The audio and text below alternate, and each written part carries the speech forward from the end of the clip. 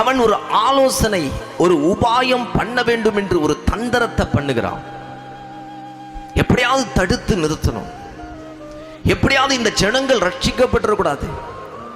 இவர்களுடைய ஆவிக்குரிய கண்ணு திறந்துடுச்சுன்னா வீட்டில் கணவன் மனைவிக்கு சமாதானம் வந்துடும், பிள்ளைகளோடு நல்ல ஐக்கியம் வந்துடும், இவர்களுக்குள்ள இருக்கிற கசப்பெல்லாம் மாறிடும். அதனால இவர்களை சமாதானத்தோடு எல்லாம் வைக்கக்கூடாது.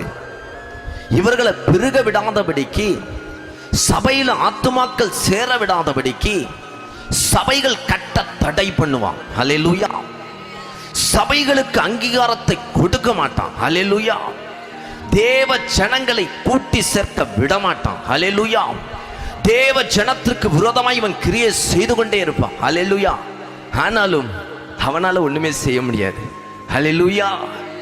இந்த ராத்திரி வேளையில் ஆண்டவர் சொல்கிறார், உன் ஆவிக்குரிய கண்களை திறக்க விடாதபடிக்கு தடை பண்ணுகிறது தூரத்தில் இருக்கிற எங்கேயோ இருக்கிற நபர் அல்ல, உன் அருகாமையில, உன் வீட்டுக்குள்ள, உன் சொந்தம், உன் பந்தம், உன் உற்றார், உன் உறவு, உன் நண்பர்கள், உன்னை சுற்றி இருக்கிற சில நபர்கள் உன்னுடைய முன்னேற்றத்தை தடை பண்ணுவாங்க.